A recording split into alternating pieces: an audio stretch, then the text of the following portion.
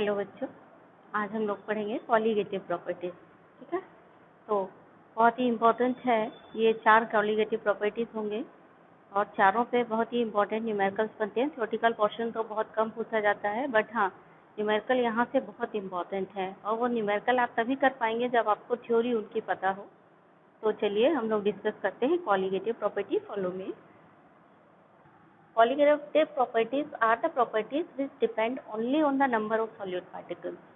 यानी सॉल्यूशन की वो प्रॉपर्टीज जो कि केवल सॉल्यूट पार्टिकल्स के नंबर पर डिपेंड करें, इसलिए मैंने यहाँ पे इसको रेड मार्क करके रखा है। लंबी सारी पूरी डेफिनेशन है, लिख सकते हो, बट अगर आपको नहीं याद है तो आप सिंपली बस इतना लिखिए जितना मैंने अंडरलाइन किया, बस आप इतना लिखिए कि those properties which depend only on the number of particles of the solute depend only on the number of solute particles irrespective of their nature relative to the total number of particles present in the solution।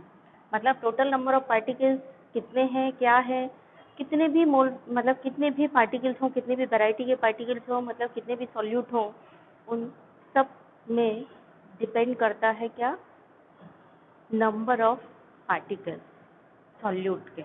अभी तो आप binary solution ही पढ़ रहे हैं, लेकिन अगर binary नहीं हो और ज़्यादा सॉल्यूट कंपोनेंट हो, सॉल्यूट ज़्यादा हो, फिर भी वो प्रॉपर्टीज़ जो सॉल्यूट की केवल किस पे डिपेंड करती हैं, पार्टिकल्स के नंबर पर डिपेंड करती हैं, नॉट ऑन द नेचर, उन प्रॉपर्टीज़ को हम कॉलीगेटिव प्रॉपर्टीज़ कहते हैं। ठीक है ना, ये कॉलीगेटिव प्रॉपर्टीज़ 4 हैं, चारों बहुत इंपॉर्टेंट है A+ ग्रेड के। ध्यान दीजिए, relative lowering in vapour pressure and elevation of boiling point, depression in freezing point and osmotic pressure। ठीक है, अब ध्यान दीजिए, बस यही 4 कॉलीगेटिव प्रॉपर्टी है। अगर आपसे क्वेश्चन पूछ दिया जाए कि lowering in vapour pressure colligative property है, तो आप क्या बताएंगे? No, relative lowering in vapour pressure colligative property है, but vapour pressure is not the colligative property. ठीक है, तो देखिए, तो हम लोग डिस्कशन कर रहे थे सॉल्वेंट का। अगर हमारे पास एक बंद कंटेनर में सॉल्वेंट है इस तरह से, तो पूरा सरफेस एरिया, पहले आप पढ़ चुके ना वेपर प्रेशर में, वही चीज़ एक बार रिवाइज करवा रही हूँ इसके परिप्रेक्ष्य में, ध्यान से समझिए। हम सबसे पहले डिस्कशन करने वाले हैं फर्स्ट, यानी relative lowering in vapour pressure. Relative lowering in vapour pressure को हम लोग सबसे पहले डिस्कस करेंगे, तो इसी के बारे में हम लोग कौन सी प्रॉपर्टी, रिलेटिव लोअरिंग इन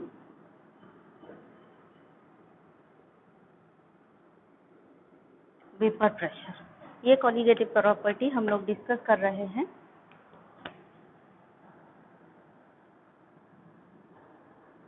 ठीक है, तो हमारे पास बच्चों एक कंटेनर है। ठीक है, इस कंटेनर में प्योर सॉल्वेंट है, प्योर सॉल्वेंट है, और आपको पता है कि इसकी वेपर्स यहाँ जा रही हैं और फिर यहाँ से कंडेंस होकर के नीचे आ जाएंगे और एक इक्विलिब्रियम मेंटेन हो जाएगा एवेपोरेशन में और कंडेंसेशन में।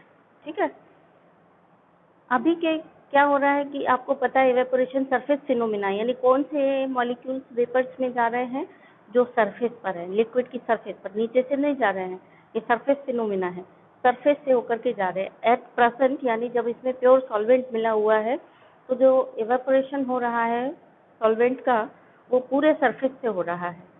ठीक है, अब मान लो हमने इसमें कोई नॉन वॉलेटाइल सॉल्यूट मिला है, सपोज हम इसमें डाल रहे हैं साल्ट, कॉमन साल्ट डाल दिया। ठीक है, ये हमारे पास कॉमन साल्ट है, हमने इसमें डाल दिया, हमने नॉन वॉलेटाइल सॉल्यूट मिला दिया और इसको घोल दिया।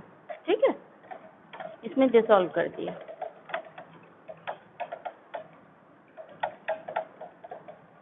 अब क्या होगा, जो पार्टिकल सॉल्यूट के थे उन्होंने इसके सरफेस पर कुछ घेरा होगा एरिया, इसके सरफेस पर कुछ सॉल्यूट पार्टिकल्स आ गए, सरफेस पे कुछ सॉल्यूट पार्टिकल्स आ गए, इक्विलिब्रियम डिस्टर्ब हो गया। जब आपने इसको खोला और इसमें सॉल्यूट पार्टिकल डाला और मिलाया, वेपर निकल गई, इक्विलिब्रियम डिस्टर्ब हो गया। अब आपने इसको बंद कर दिया, अगेन इक्विलिब्रियम मेंटेन हो जाएगा। लेकिन वेपर प्रेशर पर क्या इफेक्ट पड़ेगा पहले के वेपर प्रेशर? पहले इसका वेपर प्रेशर जब इसमें कुछ और मिलावट नहीं थी तो वो वेपर प्रेशर इसका क्या था? प्योर सॉल्वेंट का वेपर प्रेशर था। सपोज हमारे पास ये कंटेनर है और इसमें अभी हमने पानी भर रखा है, तो एट प्रेजेंट अभी इसमें जो भी वेपर प्रेशर हो रहा है वो क्या हो रहा है? P01, यानी vapour pressure of pure solvent है। अब हमने क्या किया, अब हमने इसमें जो नमक मिला दिया यानी सॉल्यूट मिला दिया, अब क्या होगा? इसका वेपर प्रेशर कम हो जाएगा। क्यों कम हो जाएगा? क्योंकि कुछ एरिया सॉल्यूट पार्टिकल्स घेर लेगा। जब हमने इसमें सॉल्यूट मिलाया तो सॉल्यूट पार्टिकल्स यहाँ इसके बीच बीच में आ जाएंगे इस तरह से। और सॉल्यूट कैसा है आपका? नॉन वोलेटाइल है, तो सॉल्यूट जो है वो यहाँ जाएगा नहीं, क्योंकि सॉल्यूट नॉन वोलेटाइल है। यहाँ पर जो वेपर्स जाएंगी वो सिर्फ और सिर्फ सॉल्वेंट की जाएंगी, क्योंकि सॉल्यूट आपका नॉन वोलेटाइल है। यानी इस तरह से वेपर्स जा रही होंगी और ऊपर से थोड़ी देर में वेपर्स, थोड़ी देर बाद इक्विलिब्रियम मेंटेन हो जाएगा, यानी rate of evaporation and rate of condensation will be equal. अब वेपर प्रेशर कम हो गया, तो अब जो वेपर प्रेशर होगा जब हमने इसमें सॉल्यूट मिला दिया, वो वेपर प्रेशर किसका होगा? पी सॉल्यूशन का। ठीक है, सॉल्यूशन का वेपर प्रेशर होगा, या हम इसको कहें पी टोटल होगा। सॉल्यूशन के वेपर प्रेशर को हम पी से ही डिनोट करते हैं, पी टोटल से या फिर पी सॉल्यूशन, एक ही बात है। लेकिन अब इसके केस में क्या है, जब आपने पहले पढ़ा था राउट लॉ, तो दो लिक्विड थे और दोनों ही वोलेटाइल थे। उस केस में क्या था? पी टोटल विल बाद equal to P1 plus P2, क्योंकि दोनों ही कैसे थे? वोलेटाइल थे। P1 की जगह आ गया P01 X1 प्लस P2 की जगह भी हम P02 X2 रखते हैं। ठीक है, अभी यहाँ पे मोल फ्रैक्शन X2, यानी यहाँ पर ध्यान दीजिए X1 और X2 हमको यहाँ मिलते हैं। डोंट बी कंफ्यूज, बच्चे कभी कंफ्यूज होते हैं X1 X2 के बारे में, तो X1 X2 दोनों हैं यहाँ पर। कभी कभी लिख देते हैं क्योंकि बच्चे कहते हैं कि सॉल्यूट नॉन वोलेटाइल है तो X2 की वैल्यू 0 है, इसलिए तो ध्यान दीजिए यहाँ पर X2 मिला हुआ है। आपने नमक इसमें डाला है, सॉल्यूट डाला था ना, तो X2 है। यहाँ पर क्या है? सॉल्यूट नॉन वोलेटाइल है, नॉन वोलेटाइल है सॉल्यूट, तो वो वेपर्स में बदलेगा नहीं, वेपर्स में बदलेगा नहीं, तो सॉल्यूट की कौन सी वैल्यू 0 हो गई? ये P02 नहीं होगा सॉल्यूट के पास, ये वैल्यू 0 हो गई। बहुत अच्छे से समझिए इस चीज़ को, बच्चों में कंफ्यूजन होता है कि ये 0 क्यों हो गया, क्योंकि X2 0 है, क्योंकि सॉल्यूट नॉन वोलेटाइल है, उनका ये कंसेप्ट होता है। ध्यान दीजिए, तो P सॉल्यूशन या हम कहें P टोटल क्या के बराबर हो गया? सिर्फ हो गया P सॉल्यूशन P1 के बराबर हो गया, क्योंकि इस समय P2 0, P1 के बराबर हो गया क्योंकि P2 0 है। समझ गए ना आप क्यों है 0? P01 X1 यहाँ तो आप कर सकते हैं, यहाँ P02 की जगह क्या है? P02 0 है, इसकी वैल्यू इंटू X2। ठीक है, तो 0 इंटू X2 क्या आ जाएगा? 0 आ जाएगा, यानी P01 X1 कहें P सॉल्यूशन को, या हम कहें P सॉल्यूशन काय के बराबर हो गया? P1 के बराबर हो गया, क्योंकि टर्म P2 बिकम 0। ठीक है, टर्म P2 0 क्यों हुआ? क्योंकि P02 is 0 not X2। X2 है, X2 की कोई ना कोई वैल्यू होगी यहाँ पर, X2 0 नहीं हुआ है, P02 0 है, P02 0 है, इसलिए P2 0 हो गया। यानी अब सॉल्यूशन का जो वेपर प्रेशर है it depends only on the solvent के वेपर प्रेशर के, सॉल्वेंट के वेपर प्रेशर पर डिपेंड करेगा। और सॉल्वेंट का वेपर प्रेशर हो गया है कम, क्योंकि सॉल्यूट उसको अब इवेपोरेट नहीं होने दे रहा है, क्योंकि सॉल्यूट ने कुछ सर्विस एरिया यहाँ पर घेर लिया है। ठीक है, तो एक जो बहुत बड़ी गलती करते हैं बच्चे, समझ नहीं पाते हैं कि P2 0 क्यों हुआ? क्योंकि X2 0 हो गया। नो, P2 0 इसलिए हुआ क्योंकि सॉल्यूट नॉन वोलेटाइल है, इसलिए P02 0 है, वो इवेपोरेट नहीं हो पा रहा, वो यहाँ जा ही नहीं रहा है, इसलिए। ठीक है, P01 सॉल्यूट नॉन वोलेटाइल है, तो उसका कोई वेपर प्रेशर बनेगा ही नहीं, इसीलिए। तो चलिए अब हम लोअरिंग इन वेपर प्रेशर क्या है और relative lowering in vapour pressure क्या है वो समझते हैं। ये चीज़ें सब समझने के लिए है। चलिए, तो जब ऐसा हुआ तो समझिए लोअरिंग इन वेपर प्रेशर या रिडक्शन इन वेपर प्रेशर कितना हो गया। यानी जब हमने नॉन वोलेटाइल सॉल्यूट मिलाया इस सॉल्वेंट में, जब हमने नॉन वोलेटाइल सॉल्यूट मिलाया तो आप समझ गए कि वेपर प्रेशर कम हो जाएगा। यानी सॉल्यूशन का वेपर प्रेशर हमेशा will be less than pure solvent. मैंने आपको बताया था, फिर भी नोट कर लीजिए यहाँ पर क्या, vapour pressure of solution always be less than pure solvent. कब? If non volatile solute is dissolved है। If non volatile solute is dissolve, अगर नॉन वोलेटाइल सॉल्यूट डिसॉल्व हुआ है तो वेपर प्रेशर सॉल्यूशन का हमेशा कम होगा देन प्योर सॉल्वेंट। याद रखिएगा हमेशा, क्योंकि सरफेस एरिया पे सॉल्यूट ने कुछ स्थान घेरा है तो सरफेस एरिया एवापोरेशन का कम हो गया। प्योर सॉल्वेंट जिस सरफेस एरिया से एवापोरेट हो गया था वो कम हो गया। अब कितना वेपर प्रेशर कम हुआ? अब हमने यहाँ सॉल्यूशन बना लिया, अब यहाँ जो वेपर्स है उनका वेपर प्रेशर कम हो गया होगा। यानी यहाँ पे अब जो वेपर प्रेशर है वो काय का है? सॉल्यूशन का है, नॉट सॉल्यूट, ना सॉल्वेंट का है ना सॉल्यूट का है। सॉल्यूट का तो हो ही नहीं सकता क्योंकि सॉल्यूट नॉन वोलेटाइल है। सॉल्वेंट का तब था जब हमने इसमें कुछ मिलाया नहीं था, यानी पहले नमक मिलाने से पहले जो वेपर प्रेशर था वो P01 था, यानी प्योर सॉल्वेंट का था। अब हमने इसमें नमक मिला दिया, यानी नॉन वोलेटाइल सॉल्यूट मिला दिया, अब ये बन गया सॉल्यूशन। अब जो वेपर प्रेशर है यहाँ पर, ये वेपर प्रेशर किसका है? सॉल्यूशन का है। और ये वेपर प्रेशर निश्चित कम होगा, definitely it will be decreased. क्यों कम हो गया होगा? क्योंकि आपको पता चल गया है यहाँ पे सरफेस एरिया पर सॉल्यूट पार्टिकल्स ने कुछ प्लेस घेरा हुआ है, यानी रेट ऑफ यानी एवेपोरेशन का जो सरफेस एरिया था जिससे सॉल्वेंट एवेपोरेट हो रहा था वो कम हो गया। अब वेपर प्रेशर कितना कम हुआ होगा ये हिसाब किताब लगाते हैं, ठीक है। तो देखिए यहाँ पर लोअरिंग इन वेपर प्रेशर, या हम इसी को दूसरी भाषा में कह सकते हैं रिडक्शन इन वेपर प्रेशर कितना हुआ होगा। सपोज हम रिडक्शन ऑफ वेपर प्रेशर को डेल्टा पी, रिडक्शन मतलब चेंज इन वेपर प्रेशर समझ लें, ठीक है। चेंज इन वेपर प्रेशर या रिडक्शन इन वेपर प्रेशर एक ही बात हुई। कितना हुआ होगा? तो इनिशियल जितना था और फाइनल जितना है वो घटा देंगे, ऐसे तो हम चेंज निकालते हैं। तो रिडक्शन ऑफ वेपर प्रेशर को हम कहाँ से डिनोट करेंगे? डेल्टा P1 से। डेल्टा P1 मतलब सॉल्यूशन का वेपर प्रेशर कितना चेंज हुआ, तो P01 माइनस P1। P01 क्या है? इनिशियल वेपर प्रेशर यानी सॉल्वेंट का, और जब सॉल्यूशन बन गया तो सॉल्यूशन का वेपर प्रेशर हुआ P1। समझ गए यहाँ पे P1 क्यों हो गया सॉल्यूशन का वेपर?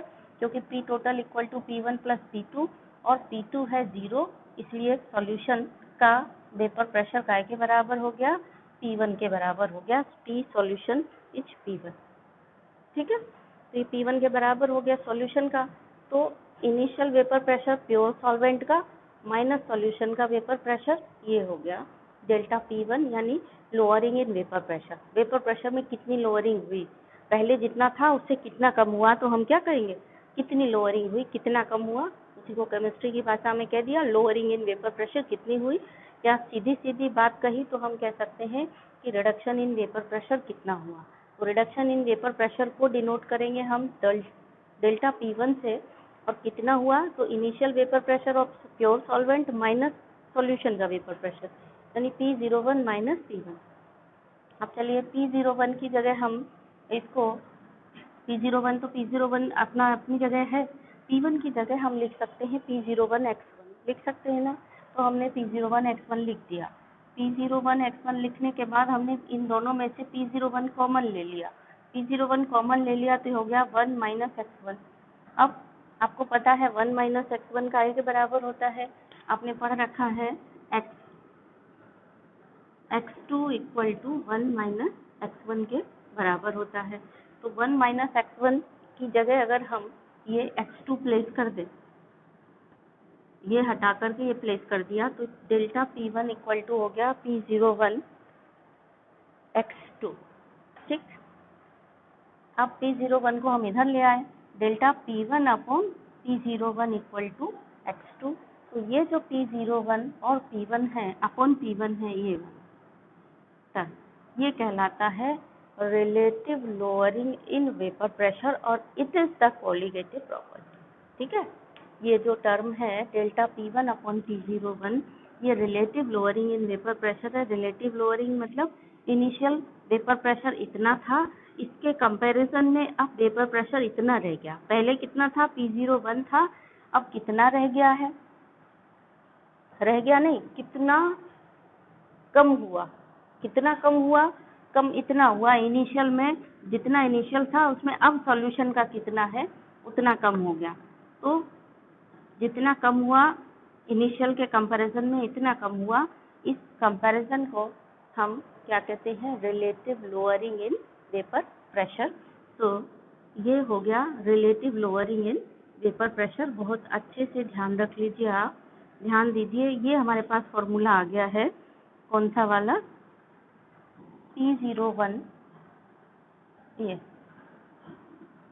इसमें डेल P1 की जगह हमने इस इक्वेशन से P01 माइनस P1 रख दिया। ध्यान दो, डेल P1 था, इसकी जगह हमने P01 माइनस P1, ये दोनों एक जैसे हैं, तो डेल P1 की जगह हमने इस इक्वेशन, ये हमने इक्वेशन फर्स्ट नाम दे दिया था ना इसको, इस इक्वेशन में से यहाँ डेल P1 हटा करके P01 minus P1 upon P01 equal to x2 ये लिख दिया। ये हमारे पास फॉर्मूला आ गया। ये बहुत ही इम्पोर्टेंट फॉर्मूला है बच्चों, और बहुत अच्छे से आपको इसको ध्यान रखना है। इसमें क्या चीज़ आपको बहुत अच्छे से ध्यान रखनी है, क्वेश्चन न्यूमेरिकल पूछा जाता है ना, तो न्यूमेरिकल की भाषा बहुत अच्छे से आपको समझनी है। पहली बात तो घुमा फिरा के IQ लेवल के जो क्वेश्चन पूछे जाएंगे उसमें आप ध्यान रखिए, lowering in vapour pressure is not colligative property but relative lowering इन, मतलब डेल्टा P1 कॉलिगेटिव प्रॉपर्टी नहीं है, डेल्टा P1 अपॉन P01 ये कॉलिगेटिव प्रॉपर्टी है। ये बहुत अच्छे से ध्यान रखिए। तो ये एक तो ये ध्यान रखिए कि ये जो टर्म है P01 माइनस P1 ये क्या है, ये है लोअरिंग इन वेपर प्रेशर। और relative lowering in vapour pressure क्या है, ये पूरा टर्म, पूरा ये P01 minus P1 upon P01, समझ गए, ये क्या है, ये है relative lowering in vapour pressure. Don't be confuse, क्योंकि क्वेश्चन एग्जाम में कैसे आता है, क्वेश्चन आता है ये वैल्यूज हैं, इतना ग्राम सॉल्यूट को इतने सॉल्वेंट में डिसॉल्व किया गया, तो आप relative lowering in vapour pressure calculate करिए। अगर relative lowering in vapour pressure calculate करना है, मतलब तुम्हें क्या कैलकुलेट करना है, P01 minus P1 upon P01, इस पूरे टर्म को कैलकुलेट करना है। मतलब ये काहे के बराबर है, x2 के बराबर है, x2 कैलकुलेट कर दो, वही relative lowering in vapour pressure हो गया। ठीक है, या अगर आपको lowering in vapour pressure calculate करना है, तो लोअरिंग इन वेपर प्रेशर क्या है, इसका मतलब आप इस फॉर्मूले में वैल्यू रखिए इसकी और इसकी, और लोअरिंग इन वेपर प्रेशर मतलब P01 माइनस P1 कैलकुलेट करिए। ठीक है, तो ये बहुत इंपॉर्टेंट है अपने आप में, इससे बहुत सारे न्यूमेरिकल प्रॉब्लम सॉल्व होंगे। अब हम चलते हैं, इससे मोलर मास का कैलकुलेशन कैसे करेंगे वो भी इम्पोर्टेंट है। तो calculation of molar mass by relative lowering in vapour pressure. तो अब हम डिस्कस करेंगे calculation of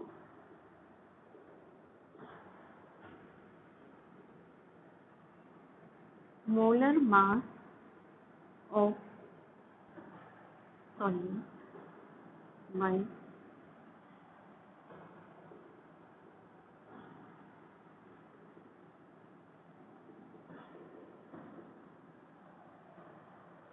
relative lowering in vapour pressure.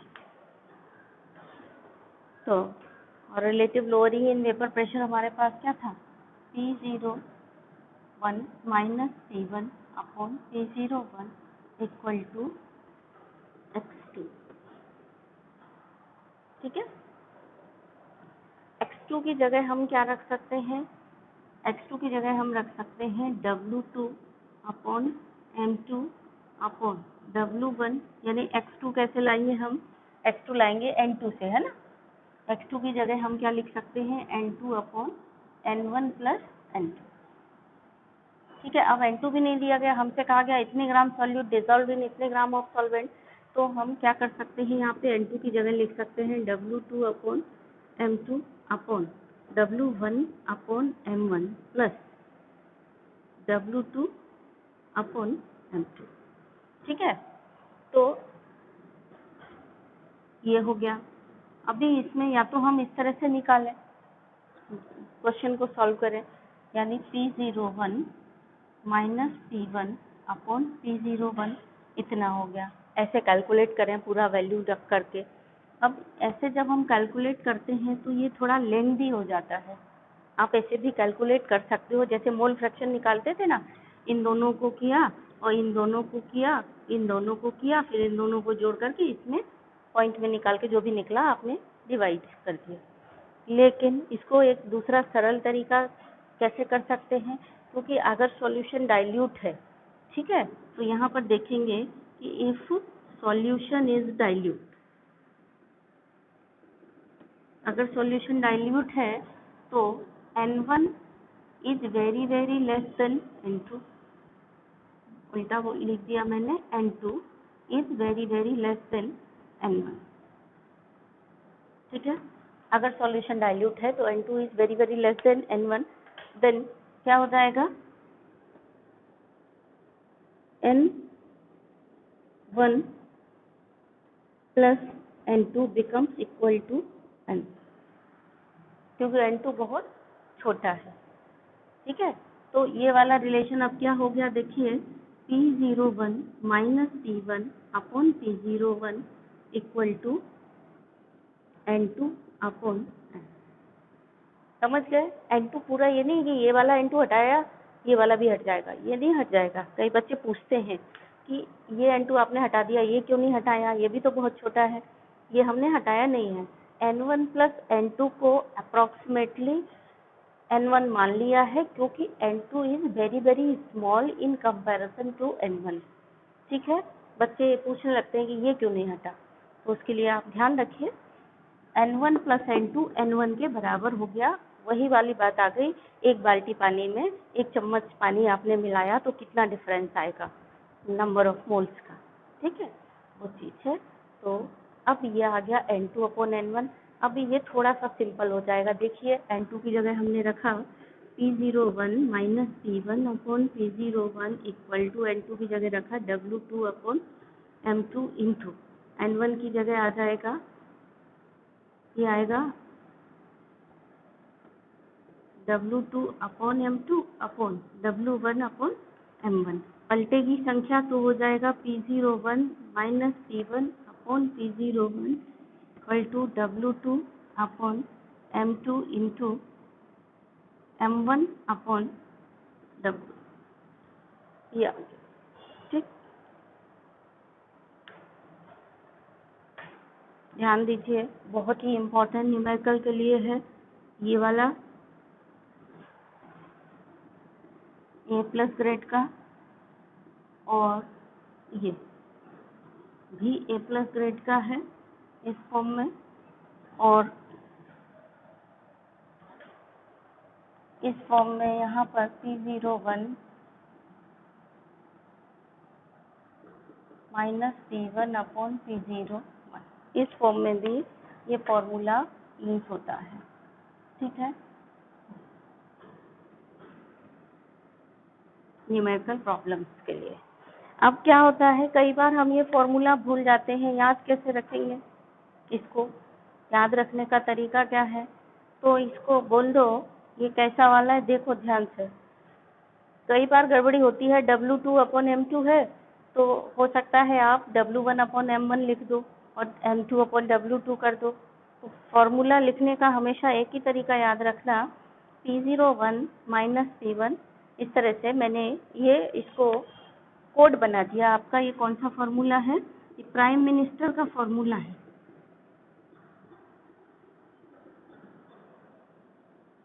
Prime minister का, PM प्राइम मिनिस्टर वाला फॉर्मूला है ये, अगर भूल जाओ तो। कि कैसे, जो PM होता है ना, प्राइम मिनिस्टर एक ही पार्टी का होता है, जैसे बीजेपी है तो बीजेपी की पार्टी का ही प्राइम मिनिस्टर होगा। तो उसको जब सब लोग वोट देंगे, एमपी से, यूपी से सब लोग मिलकर के एक ही पार्टी के लोग जिताएंगे, वोट देंगे अपने, तभी वो बनेगा। तो प्राइम मिनिस्टर सेम पार्टी का होना चाहिए। सेम पार्टी का मतलब ध्यान दो, यहाँ P1 है तो यहाँ M1 होना चाहिए। प्राइम P1 है तो मिनिस्टर भी उसी पार्टी का यानी फर्स्ट पार्टी का होना चाहिए, P1 M1। तो प्राइम मिनिस्टर का फॉर्मूला है, प्राइम मिनिस्टर के फॉर्मूले की क्या विशेषता आपने याद कर ली, प्राइम मिनिस्टर सेम पार्टी का होना चाहिए, यानी P1 इधर है तो इधर M1 होगा। यानी जब भी आप ये फॉर्मूला लिखेंगे, प्राइम मिनिस्टर का फॉर्मूला है, तो लिखने का तरीका देखिए, P01 minus P1 upon P01 equal to M1 upon W1 into W2 upon M2। कभी गलत नहीं होगा फॉर्मूला, हमेशा जब भी लिखें इसी तरीके से लिखें। ऐसा मत करें पहले W2 अपॉन M2 फिर इसको लिखा, कैसे लिखना है ध्यान दीजिए, P01 minus P1 upon P01 equal to, prime इधर है तो इधर मिनिस्टर होना चाहिए यानी M1 अपॉन W1। तो अब इसका उल्टा, इधर W1 नीचे था तो इसका उल्टा करना है, तो इधर अब W2 अपॉन M2 करना है। यानी ये क्या हो गया, ये आपका प्राइम मिनिस्टर का फॉर्मूला हो गया, इससे आप याद करेंगे। ठीक है, तो अब हम दूसरी कॉलिगेटिव प्रॉपर्टी पढ़ते हैं। चलिए।